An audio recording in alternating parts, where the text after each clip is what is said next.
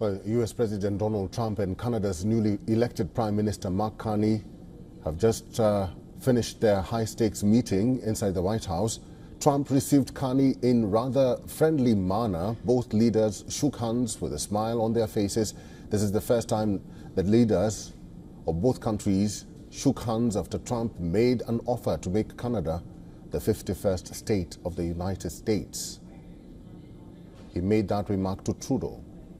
During a media briefing from the White House, Carney said history is Canada-US stronger when we work together. Meanwhile, U.S. President said he is ready to be friends with Canada.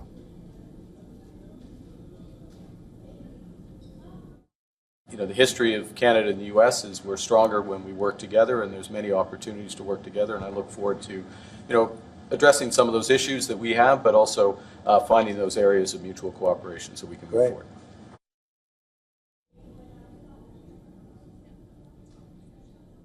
Concession? Yes. Friendship.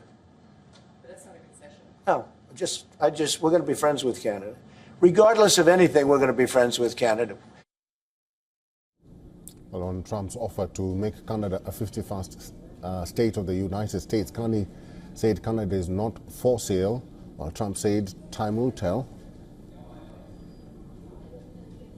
Canada is America's second biggest trading partner, but Trump's aggressive tariff blitz in recent months has undermined that long-standing relationship, with U.S. President announcing a 25% tariff on Canada and Mexico in February. Let's talk to our correspondent, Susan Teherani, who's now joining us on the line. Susan, what else was said during their meeting at the White House? So you did talk about the Canada for sale comment and President Trump saying never say never. But let's talk about concessions as well. Asked what concessions he would consider in talks with Canada, President Trump said friendship. So it was a very interesting meeting. And I just want to talk about the kind of person Carney is as opposed to Justin Trudeau, for example. He's on the one hand, of course, speaking on behalf of his country, the Liberal Party. He got elected, but he was also, a banker. He knows very well how these kind of negotiations work. So he knows how to negotiate, be a tough negotiator, but ultimately he needs to go back to his country with a deal.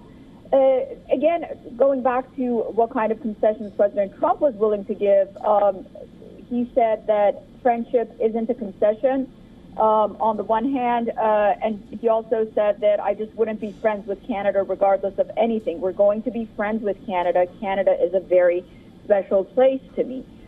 He also added that he has a lot of respect for the Canadians, pointing to famed Canadian hockey player Wayne Gretzky, who resides in Washington, actually.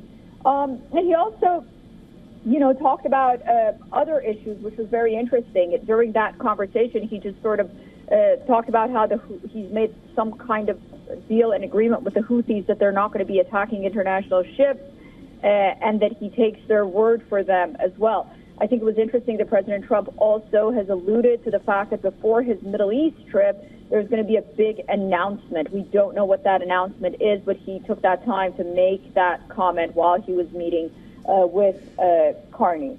So, we'll see where these negotiations lead to, but nonetheless, it's one of the most important meetings that the United States has because of its border with Canada on the one hand, and despite the fact that President Trump said the United States isn't that reliant on Canada, well, there is a sense of reliance. So the American people are going to be watching very closely, as are the Canadians, because they just elected a new leader.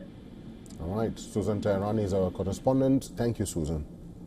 For all the latest news, download the WION app and subscribe to our YouTube channel.